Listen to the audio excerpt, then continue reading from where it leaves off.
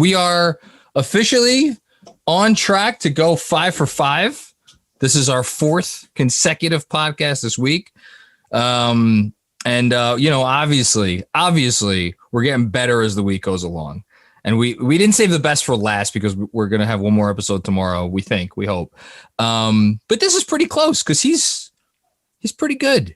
He's pretty good. You know who I'm talking about already. It's Kris Pursiainen, one-time intern. Now, I don't know. Do you own like 75% of KFS? I think that's the latest percentage. This is too much. Is it too much? Really? I think it's not enough. I think I'm just officially a contributor. Like, I think I lost the intern label. I contribute to KFS. A KFS teenage presence, for better or for worse. Vice president of all things that John is too old for. So I'm like the Steve Stout. Why would you do that to yourself? You want to be the Steve Stout of KFS? He's pretty successful otherwise. So are you going to go on live TV and fire me or something? People like the jerseys now. I like grew on me. Shame on you for making them, for them having to grow on you, because I was front and center. They looked bad on the screen and I saw them in person. I own a Quickly one now. So I repented for my sins. Don't laugh at me. I'm not laughing. I just say I want to boast that I saw the vision from the very start. Well, you know what? You told me that you were going to get a City Edition Obi Toppin jersey. So like an idiot, I went and got a statement edition. Yeah, you did. And then I went and got a statement edition Obi Toppin jersey. And then everyone on Twitter is like, look at this loser, got an Obi Toppin jersey. He's not even playing well.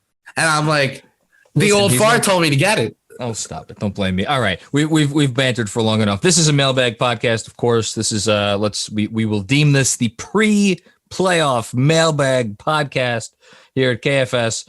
As always is the case, your host, me, has too much shit going on to read these questions beforehand. But I will give my best and honest answers that I possibly can to Kris, who has seen and culled through your questions that you have asked, I believe, on Twitter. Indeed. And on that note, Kris Pursiainen, by the way, you're I forgot one thing. Very nice piece that you had for the newsletter. Thank you. About about the appreciating the journey. It was very touching. Being here. We here. As one might say. All right. Shoot. First question at me. Would you say that we fam though, John? I would not say that, and I think anyone who does say that should be shot. Not a fan of the t-shirt, John Mack. KFS playoff merch available now. Mine's actually in the wash, truth be told. Courtesy of Jeremy and the gang. All right, let's get into it. Let's get to a question. Here we go. Junjin Novocaine 2020, a frequent asker of questions with a nice a sentimental start. We'll start off on a kind note. Your resounding memory, John, that you'll tell your children or future children, I guess that was for me, about when it comes to this year's team. Oh, that's a great question. That's a really good question because there's actually a lot of great answers, because the season has had so many moments where you felt like they had reached a meaningful new level that they hadn't been at before. Like, honestly, like the this is going to sound absurd now, but like the Quickly preseason game against the Cavs, like that's something I'll always remember. That may not be the moment. I'm going to, the one that's coming to my head is the win over the Grizzlies. That's the one that's coming into my head. I think that's with the RJ shot. It's not even that, like, necessarily that one shot, or just like the fact that the season seemed to be, despite the fact that it was like game 50 something, right? it despite all we had accomplished up until that point, it felt like the season was a season on the brink, to borrow a very famous sports book term. And like it felt like a must-win game. And they won it, and they won it in the way that they won it, and it was crazy. And then it set up, them going on this run where everybody started to be like, holy shit, the Knicks are, this isn't just a cute story. So I will say that as far as the game. And then, of course, I should probably note that I did watch one of these games from a hospital room in which my youngest daughter was born. Detroit. Yes, the game in Detroit, which was a great game. They smoked Detroit, but I couldn't tell you a single play from that game. But I'll go with, for the basketball answer, I'll go with the Grizzlies game. All right. I like it.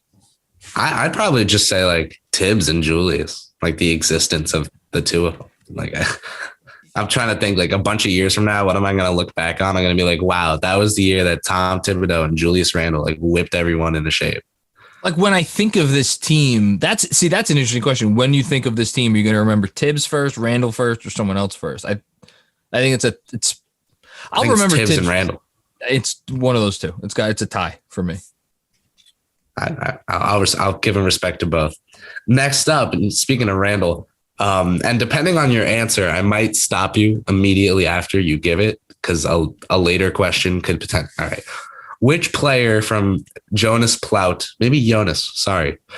Which player is the most likely to determine the outcome of the series? Some options listed in the question were Randle, Trey, Capella, or someone else.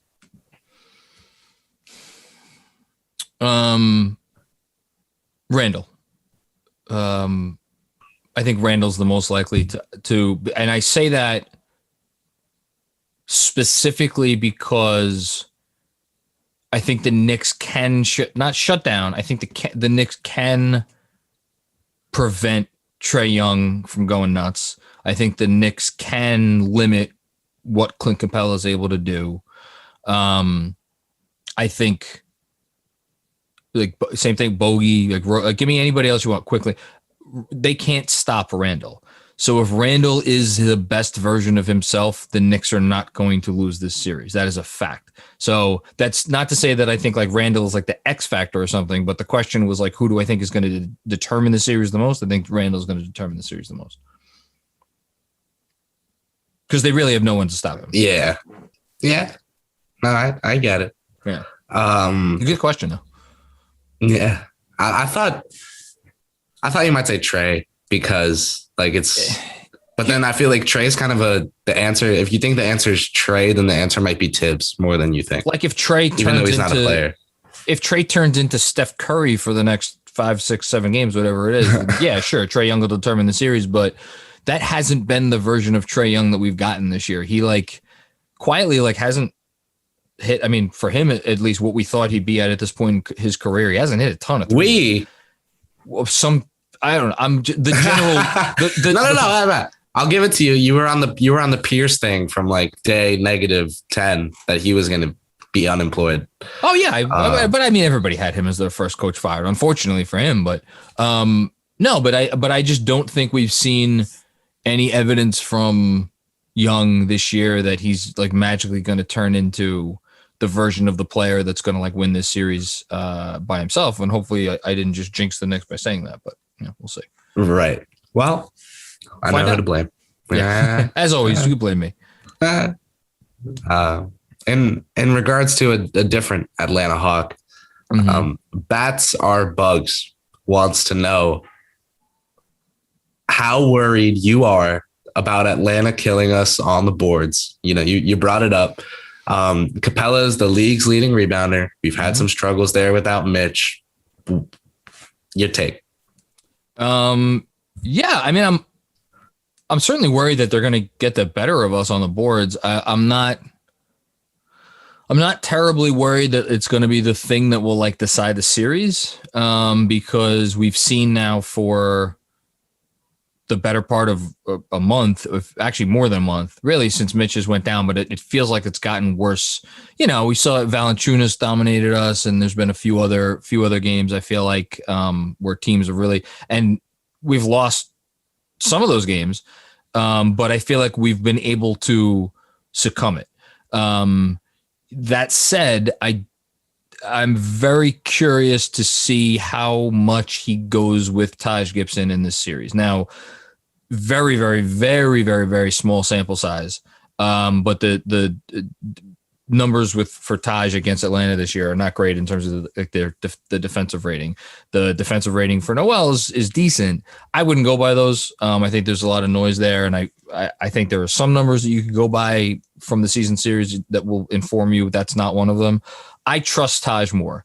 He's a bigger body. Obviously, he doesn't have the elevation or the verticality that Noel does, but in terms of just like boxing a guy out and I trust him a little bit more than Noel. That said, Capella's going to get, the guy averaged 20 rebounds against us in the last two games. And in the first game, I think he had 12 or 13 or something. Like, yeah, he hurts a lot of, he hurts a lot of teams. And like to expect that you're just going to be able to keep that guy off the glass is not reasonable. What you have to do is, if he does get the offensive rebound, you have to swarm it and the whole thing. And I think they'll do that, So, but I'm worried. Reasonably worried, you'd say that? I'm not especially that's not the thing that I'm most fearful of going into the series. I'll say that.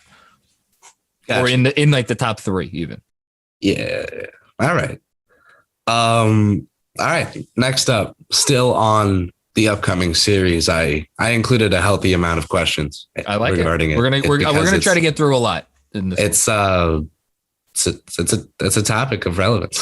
Jay Kriegs wants to know how much Nate McMillan's playoff coaching record impacts your outlook for this series. So he's been key to ATL turning their season around, but his playoff record is mostly first round exits that are sweeps most of the time, he says. Macri is very complimentary, but might be overlooking this. So I'm pulling it up right now. And again, forgive me because I'm going off of some memory here. So his first, it probably doesn't make sense to go back that far. He was the coach of the Seattle Sonics team that I believe they were a 1 or a 2 seed way back in 2004, 2005. They lost in the second round to, I'm pretty sure, the Suns. That was the year that both them and the Suns came out of the blue. He lost 3 straight years in the first round in Portland. I don't think he had the better team in any of those. Maybe the 2008, 2009 Blazers team, which I'll look up right now, where, they lost to the Rockets in a series that they probably should not have been in anyway, because they did not have the best player in that series. Okay. All right. That's whatever. I guess the point is I'm not putting much stock in it. I think Nate McMillan's a good coach. I think he's like most other coaches in the league. He's not a great coach. And then, I get he's been swept four times when he was three times when he was in Indiana. But there was some funky Paul George stuff going on with some of those teams. And I think we've seen more recently that, George is maybe not the most mentally tough guy when it comes to one of those was the year before Paul left. And they got swept. I don't know. Is it a huge deal to you? I think I can't disrespect the effect he's had on them this year, but this Hawks team is better than those Pacer teams. That's just I'd be wrong. I'll say it how my roommate Eric says it, which is that you got to stay consistent. And I'm a huge Tibbs praiser, so I think it would be wrong of me to not think that Tibbs is going to outcoach him or is well prepared enough to it would be off character for me to say that. No, I agree with you, but like there are some coaches out there that could lose you a series, and there's maybe 2 or 3 coaches in the league at any given time who could be the difference in a series. Tibbs might be in the second category. I don't think Nate McMillan is in the first category. I guess that's my point. So, yeah, but I'm not reading too much into it. This, especially since like, I don't know. I don't think there's going to be a ton of coaching will matter in this series, but like I've been watching the film like the last several days. Obviously, I don't watch it with the same eye that these guys do. Goes without saying, or anything close to that. But like, you kind of know what this series is going to come down to. You know who needs to do well. You know who's going to be targeted. It's like what you want to tell me that like Nate McMillan, putting Trae Young on like Reggie Bullock as opposed to trying to have him guard like Derrick Rose is like, it's, yeah, I guess there's some of those things out there. Whatever. It's not a thing that I'm really focused on is what I'll say. Gotcha. Good question though. No, it's worth touching on. Absolutely. Next up, we get to this is more in my direction. I think. Boy, just because of the start, it's fun. You kind of excommunicated yourself from Frank Island a little bit.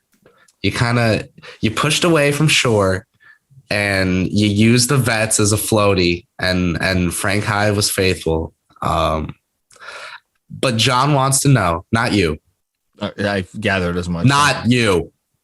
Outside of Frank, who you trust most to guard Trae Young? Well, I'm about to excommunicate myself from Frank Island even more because I don't trust Frank to guard Trae Young the most. I attended a Knicks Hawks game. It wasn't last season. I think it was the season before that. So Trae, I think, was a rookie, and Frank was I guess a second year player. And he had his handful, and there's been other instances where Frank has gotten a chance to guard Trae, and it's been tough for him. Tom Piccolo had a good tweet today noting how Ntilikina has a pretty high foul rate. Like I think it's first of all guards like in the league this year. And granted, he hasn't had a lot of playing time, and as Tom pointed out, he gets a shitty whistle. That said, like little guards have always given Frank problems. Frank is great on Bogey then. Well, so I think that's interesting. And the guy that I was going to say is, I think the person who I would trust most on Trae Young would be Reggie Bullock. Reggie Bullock. I would give Reggie Bullock a shot. Now, Reggie Bullock doesn't exactly have a long track record this season. Maybe he does in previous seasons. I honestly have not watched enough of him. He doesn't have a track record this season of guarding like smaller guards. But I'd give it a shot. He's been the wing guy, and doesn't Atlanta have enough wings for us to worry about? Well, so that's when you get into the bogey part of it, right? But then put Frank on bogey, let Rose guard Young, and just stay in front of him. Keep him. Yeah, but when are we talking Young about at the top? So if we're talking about the starting five, right? If we're talking about the starting five, I like. It's impossible to have this conversation without knowing who's the starting point guard. But whether it's Rose or Payton or Quickly or Burks even, I think you can slot any of those guys on Schroeder. I would even, if it ends up being Hunter in the starting lineup, I would experiment with one of those guys on Hunter and then put RJ on Bogey and maybe try Bullock on Trae Young. The other option, which I think was suggested by someone that Ian Begley had on today on something for SNY, is to try RJ on Trae and then keep Bullock on Bogey and basically try to you're not going to shut Bogey down, but try to really limit what he does through Bullock and give RJ a shot. The problem there is if RJ gets into foul trouble, then RJ gets into foul trouble, which again, Atlanta has so many tall wings for us to worry about. Yeah, but I'm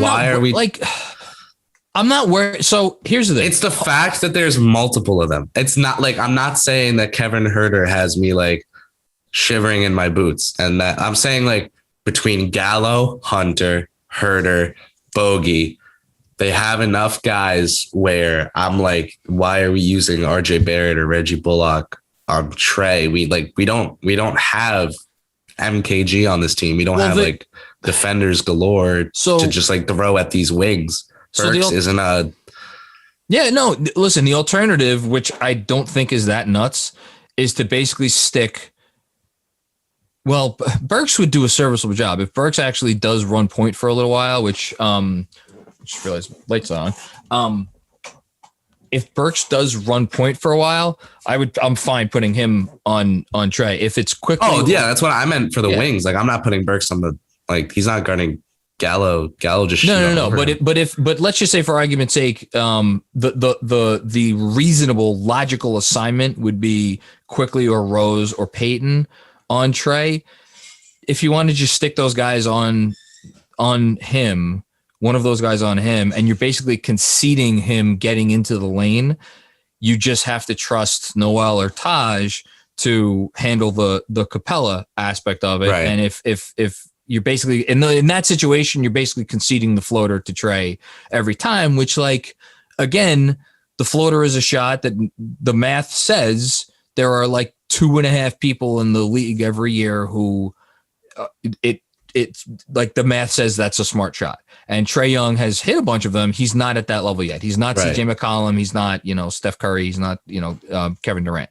That's the other way to go. And you just basically concede that, which, like, I don't think that's the craziest idea, as opposed to like bending over backwards to try to like stop Trae Young. I don't know. I think it really is an interesting conversation. Here's what you want to know. My honest answer: try everything. Try a whole bunch of shit over the first couple games, and whatever seems to work the best after the first couple games, hopefully you, at the very least, you emerge 1-1 out of the first two, and then you go from there. All right. Well, that kind of goes into our next question a little bit. Okay. I like it. Might be an adjustment that we see after a game, or I don't know. We'll see your thoughts. Well, I mean, there's going to be adjustments throughout the series. There always is. But I don't know about this. Tyler wants to know if you see the Knicks going to an 8 or 9 man rotation in the series, and if so, who's getting cut to do so? No. I would think no as well, but I would think the reason I brought it up in regards to adjustments was like, would Tibbs shorten it? Here's why. I actually think there's a better chance we see 11 guys in game 1 or 2 than it is that we see 8 or 9. Here's why. We've seen absolutely zero indication that Tibbs has any inclination to put RJ, or I don't know who else you would want to say, Burks. I don't even know who else would qualify at the 4.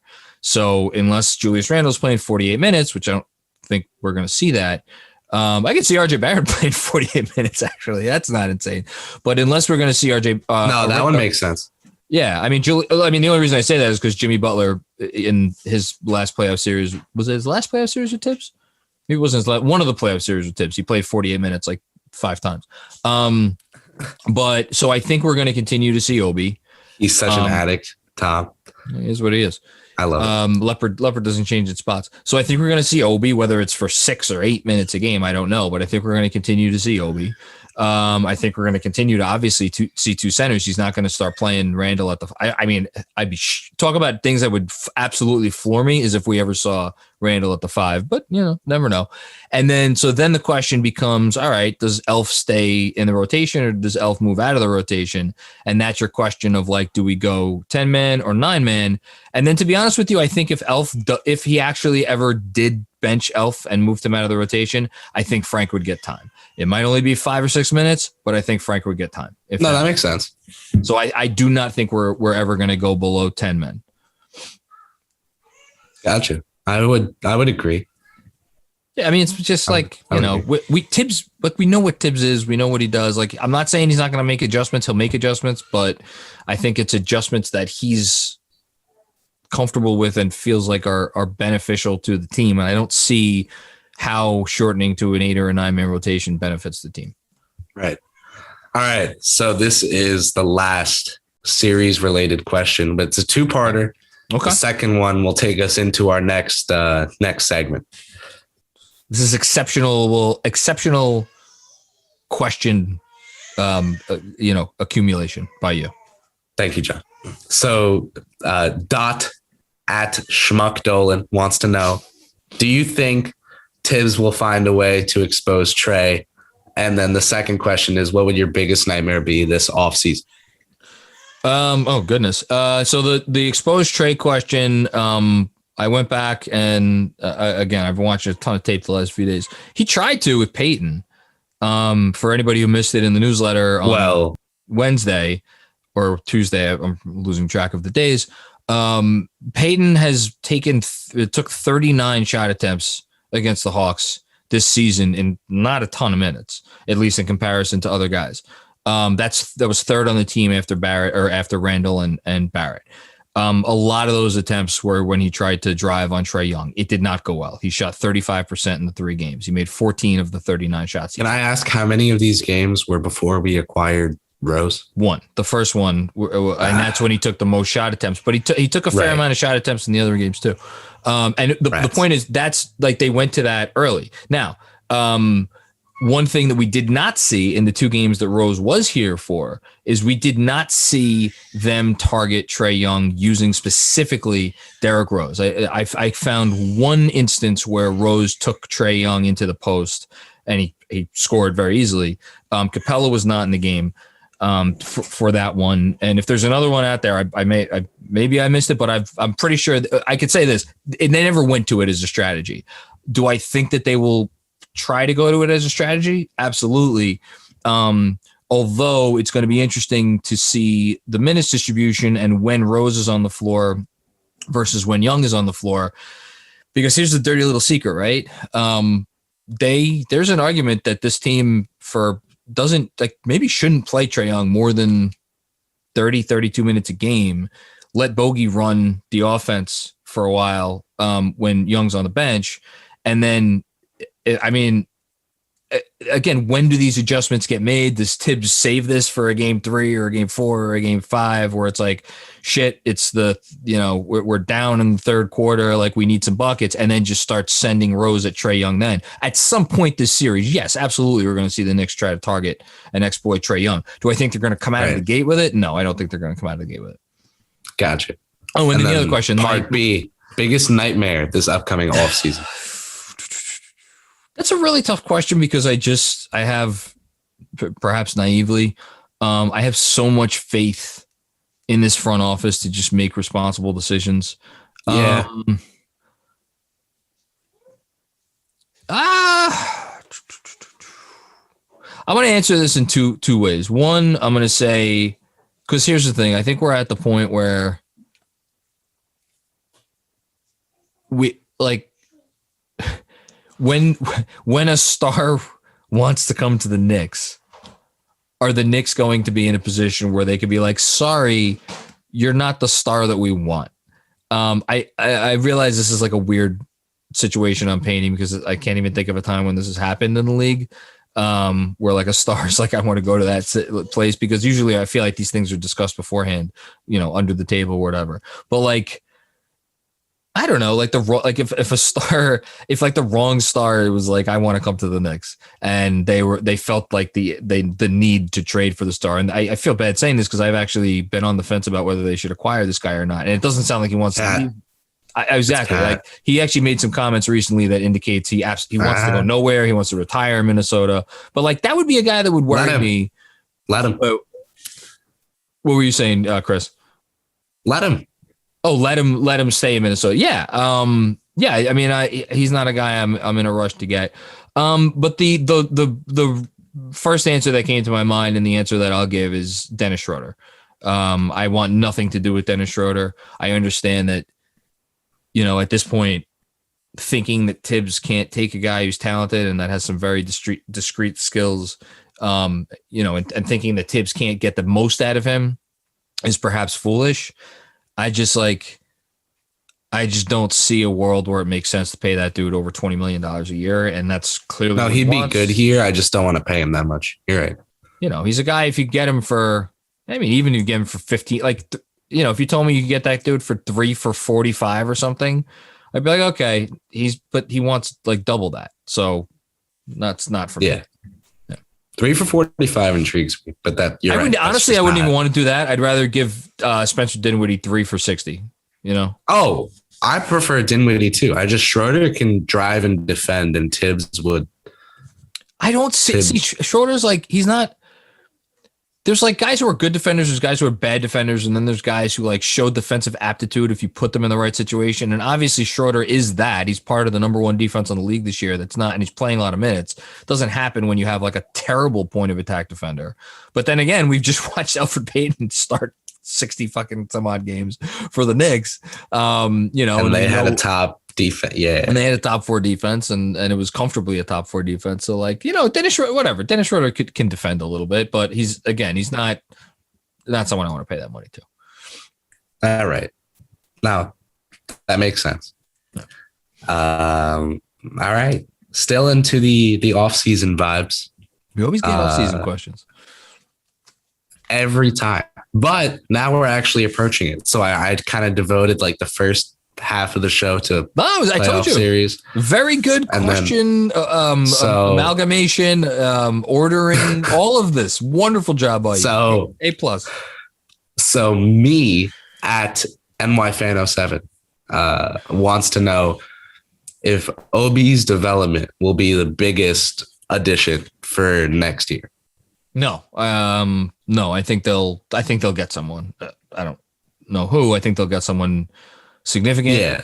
And Kyle Lowry, please. Well, whoever it's going to be, please. But in terms of, I think that's it's a fascinating question. I know this wasn't what the person asked, but the question of whose internal development between this year and next year will be the greatest, and like the three. Gotta be Obi. I don't know. I mean, I think.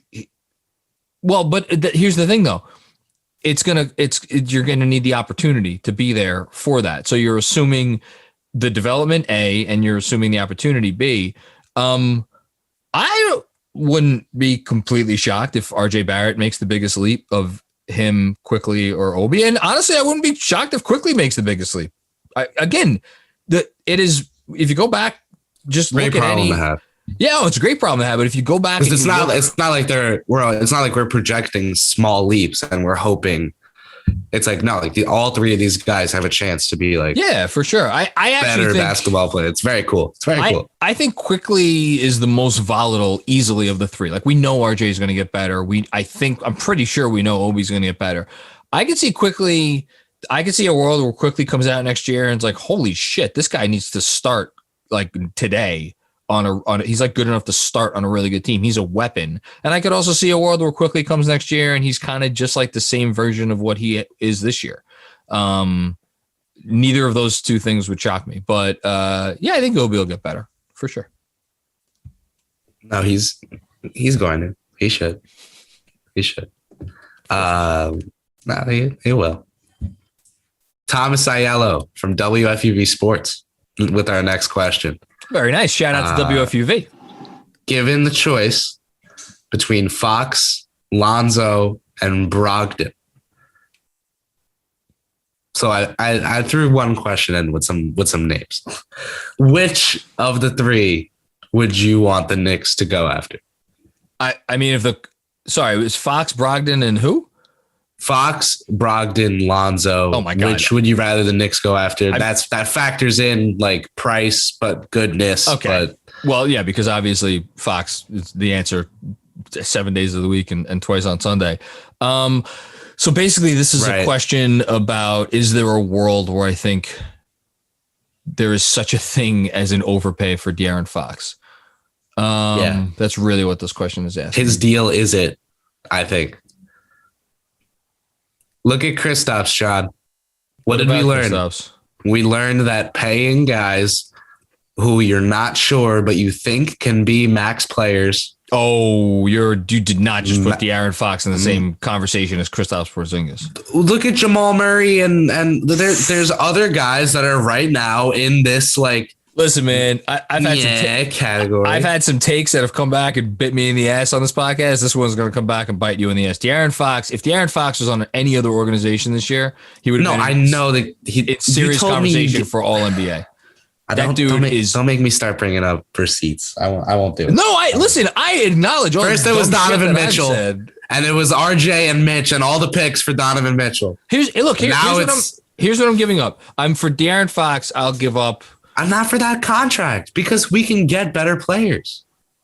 I'm going to be picky. I am. I'm going to be a picky little brat. I'm going to be spoiled. Going to be a spoiled, picky little brat. That's what I'm going to do. That's what I'm going to do. And I'm going to enjoy it. Your lips to God's ears. I would happily give up. I don't know, two of our own firsts, a Dallas first. Like I would. Okay, here's a real deal, and this obviously would not be enough to get him. Both of the picks this year. 2 future firsts, extraordinarily lightly protected, quickly. And I guess you'd have to give, I don't know. They want take knocks off our hands. Like I would give that. So take half the first round picks and someone else instead of quickly go get Brogdon. Use the cap space in free agency to make your team even better. Yeah, Malcolm Brogdon doesn't materially like if we had Malcolm Brogdon right now, I would have Brogdon playing off of Julius Randle. You want to talk about market exposure? He doesn't change your ceiling one iota. If Malcolm Brogdon was on this team today, I would be like, okay. They're probably going to beat the Hawks in 5. I would say they're probably going to beat the Hawks, and I would say they're probably going to lose against the Sixers in the next round. Brogdon's a really good player. He's a really good player. He's maybe the 35th best player in the league. That's a really good player. I think De'Aaron Fox has I think De'Aaron. No, I get the two-way. I get the two-way appeal. I think the contract scares me. It doesn't scare me at all. I don't think it does. It does scare that guy in a heartbeat. Okay, next. I'm done yelling. Next question. Still in regards to free agency, our friend Mark from Germany, 2-parter. Okay. First part is less fun than the second, but still fun. Fun. I won't comment on the second for legal reasons. Of the possible big free agent targets this summer, who's least likely to disrupt the team's chemistry and why? Who's the most likely? That's interesting. The least likely would be, can I say Chris Paul? Yeah. I just think Chris Paul's personality. I mean, makes sense. Paul or Lowry. I think either. I was going to say Lowry. Lowry's actually the answer because Paul is like, when Chris Paul's on your team, it becomes Chris Paul's team. It's Chris Paul. Yeah. I think that's, so you're saying Chris Paul would disrupt it the most. No, I don't think the most. Okay, I just think Lowry's the pick over. Lowry's the answer because Chris Paul. Paul seems obvious because the Leon stuff. I think. Yeah, but because in the locker room, it's Julius Randle's team, and we want to keep it Julius Randle's team. And I think if Lowry came here, he'd be okay with it being Julius Randle's team. And who would disrupt it the most in terms of reasonable free agent targets? I don't know that anybody I think would disrupt it a lot. Like, Schroeder. Maybe, but not really. Honestly, I don't think any of these guys that I foresee as like reasonable targets. Culture guru Tom Thibodeau is so venerable that nobody can. I just think like all the stuff that we've heard about wanting to bring in certain types of guys to this team, I don't think that that's all bullshit. I think that that's real. And I think that I get it. I'm just thinking like of the possible free agents. Here's the thing. There's not a Kyrie Irving as a free agent this offseason where if that person. Well, Mark said big free agents. I would say, there are guys like they're ball hogs. Okay, actually, no, I have an answer. Kelly Oubre. But he's not a big free agent. So you want to know the answer? Very small free agent. I'll say the obvious thing. Kawhi Leonard. Kawhi Leonard is the obvious answer because Kawhi Leonard has gone and proven in LA like he still wants to go his way and to off days catered to him and like practices catered to him and the whole thing. And I'm not saying he's like that makes sense. a disruptor of any kind. But yeah, I think that would be the biggest risk. That said, if I could get fucking Kawhi Leonard here. Yeah. Oh, you sign up for that. Very good. Yes, you sign up for that. Second part, if or rather when we move to the second round, what special occasion beverage do you have in place or in mind? Oh man.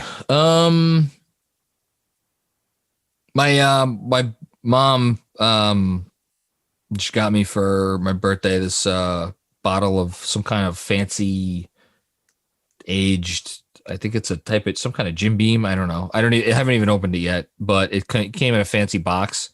So that's probably pretty good. I guess I'll open that. I'm sorry. I don't have a better answer. No, it's meaningful. I think it's called Booker. Oh, what? Oh yeah, that's right. I didn't even think of that. Holy shit. That's so funny. That's a sign. Okay. So maybe. That's the answer. Next question. Now, before I enable the Strickland's evil minds to infect our podcast, we have one last very serious question. Okay.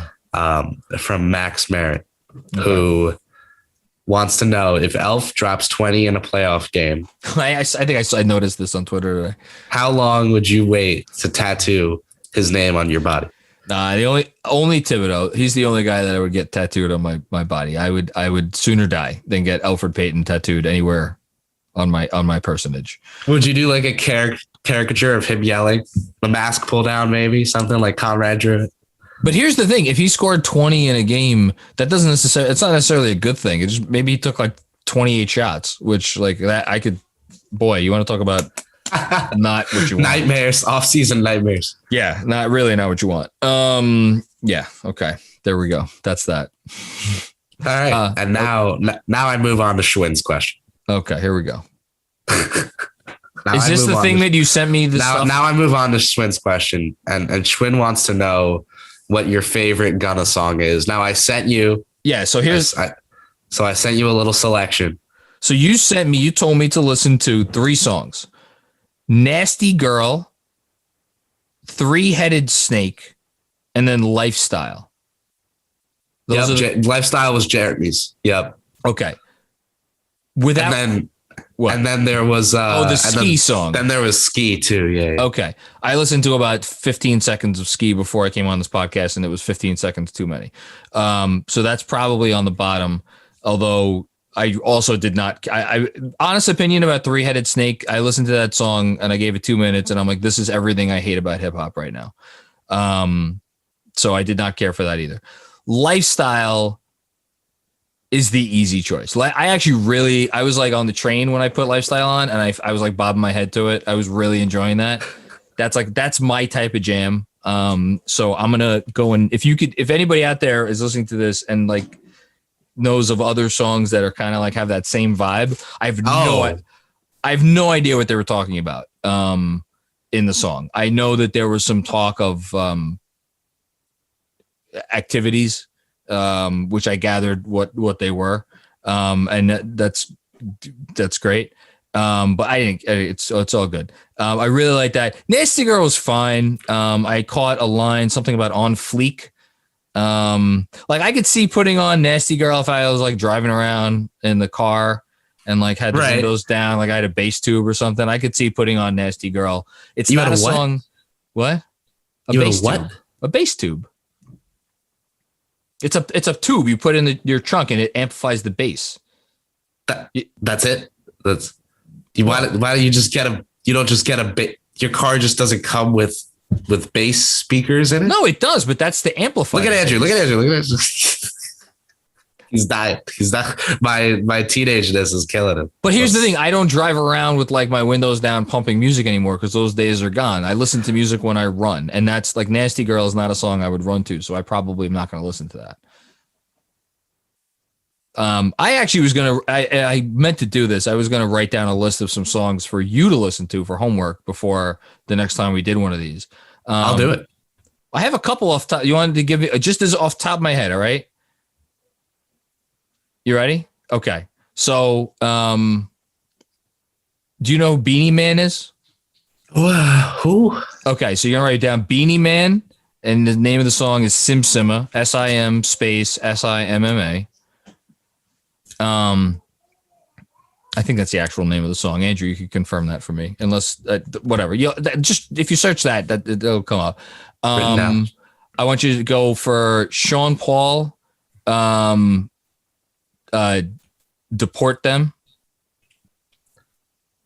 Okay. Actually, I mean, any Sean Paul really is fine, but like Sean Paul, Deport Them. No, I'm gonna listen to Deport Them now. No, Deport Them is the now one. that I know that there's a song called Deport Them. Okay, so put that one on. I'm so sorry if you're part of my Dominican family and are watching this. I want you to listen to which Busta song? Busta's my favorite artist of all time. Why don't you go? Oh, that's good. I'm going to give you some new Busta and I'm going to give you some old Busta. So the old Busta I want you to listen to is Put Your Hands Where My Eyes Could See. Okay. And then the new Busta is Twerk It, which that's like not that old. So I'd actually be surprised if you hadn't heard that one. And then let me give you one more. Ooh, I'll give you one at a little left turn here. Okay. Noriega, and it's going to be Super Thug is the name of the song. And do yourself a favor. Don't try to understand the lyrics at all. Just let it wash over you. I'll listen to all the songs, and then I will re-listen. I will have notes. Those are 5 of the greatest songs of all time. I'm just going to tell you that. To port them. All right. Can't get over that one. I can't. Kiss today. All right, Andrew. I see you really want to chime in. So before we finish up here, anything from you? I have. There's one more. There's Tyrese's question. We have another question. I'm sorry. I was cutting to the chase here. So ask Tyrese's question. No. So you have, because we gave you the song, but Tyrese's question was, have you ever heard of Young Thug? Young Thug was who did the chorus on the Lifestyle. I've heard of Young Thug. I if he walked into my house right now, I don't know that I would know it was Young Thug who walked into my house. Well, all right. You've heard of Young Thug though? I've heard of Young Thug. I have to, you ready? I'll send you the link to a music video of his. Okay. That you have to watch. Is he one of the people with all the tattoos on his face? Well, he's part of YSL, which is Young Stoner Life. I don't know what that is. I don't want to know which that's like him, Gunna, a bunch of other artists. They all in like their own little collective. Using artists. Okay. Anyway, okay, was that the last question? It was. Okay, Andrew. I don't even know how to follow any of this at the moment. I actually had a question for Kris, because you and I have been asked all season, John, about how this season compares to 2013, 2010, the 90s.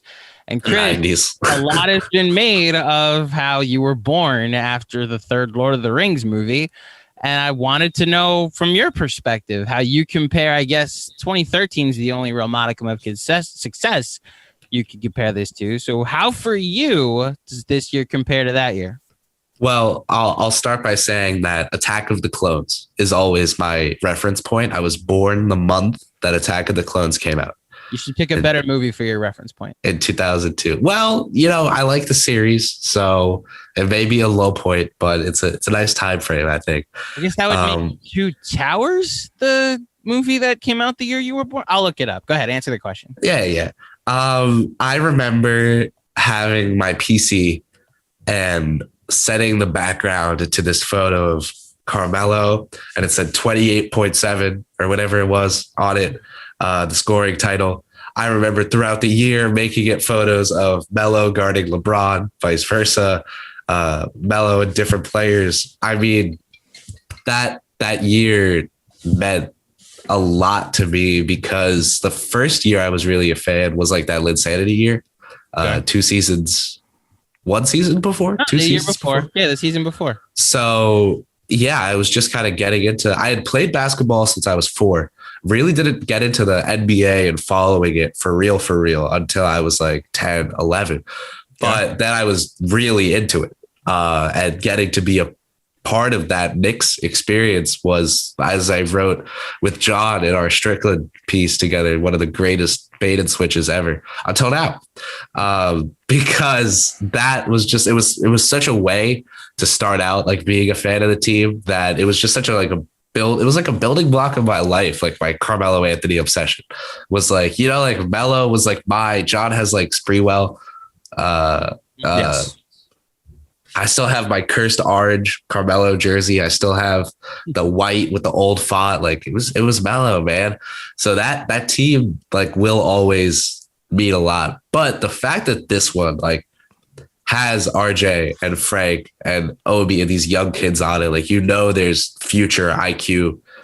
And then the fact that like ability to this, 1 year thing. Randall's only 26, right? Yeah. Like this is cool. And Tibbs is in his first year as a coach.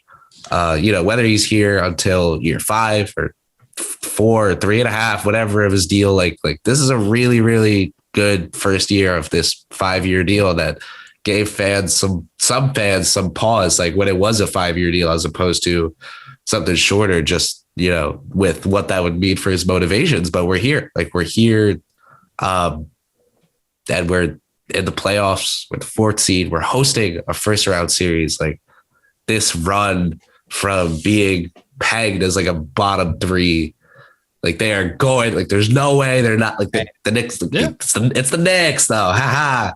Like no, they're gonna be bad because they're the team that they are, even though they have a whole new people. Like it's really cool to just be part of this. Like it's funny. John and I were just on a Zoom call with a couple of podcasters from across the Blue Wire NBA media world, and one of the Bulls guys was talking about the season they just had and how he actually threw the line in there, maybe we could be like the Knicks and make a jump next year. And it's the first time in a long time that someone's been like, maybe they wish they were like the Knicks. But that thing, like that's the narrative has changed. That's the culture right there. That is. And it's different now. On that note, good stuff, Kris. Thank you, Andrew. 2 things. One, we got to get out of here because recording with someone else in 5 minutes. I got the name. I did get the name of the song wrong. It's not Sim Sim. It's Who Am I is the actual name of the song. So change it, even though you would have found it if you would put in Sim Simma into your search. Who Am I is the name of the song. And then one more I need you to find is Dutty Wine, Dutty wine, like red wine. No, I know how to spell that. Okay. And it's by Tony Matterhorn. I got nothing, okay. Kris. I care way more about the movies you see than the music you listen to. Okay. So those 6 it's summertime. This is movie fixing season. Well, Delaware trips with the family. This is the time for movie. Listen to the songs before you watch any movies, because the songs will take you about 20 minutes in total. Last thing, in 2 minutes or less, tell everybody at home when you're not here doing stuff at KFS where they could find you. Madison Square Garden. I sleep in the basement now, so it's cold. But you have a podcast also, I believe. Oh yeah. So game 2 of the playoffs, Danny B and I will be there together. So watch out for the KFS halftime live, very special show coming to you guys. Game 2. But other than that, every Knicks game live at halftime for KFS. To a Tolerable Degree, the podcast with Fritz and Riley, betting picks for the playoffs, obviously hypothetical for us as 19-year-olds. Definitely did not go 2 for 2 yesterday, and also take 48 to have over 3.5 assists, meaning I went 3 for 3. Didn't happen. So yeah. What's your Twitter? If anyone wants to follow you on Twitter. Oh, they're not going to spell my name right. It'll be in the bio. Andrew's got it in the bio. Right, Twitter's in the bio. All right. Thank you guys as always for everything. Thank you to the viewers for support. To the Strickland for the questions that allow me to harass John. Yes, thank you, Kris. I give you a lot of shit, but you do a fantastic. I appreciate the shit. You do a fantastic job on these. Keeps me going, and you really do a good job on these. So thank you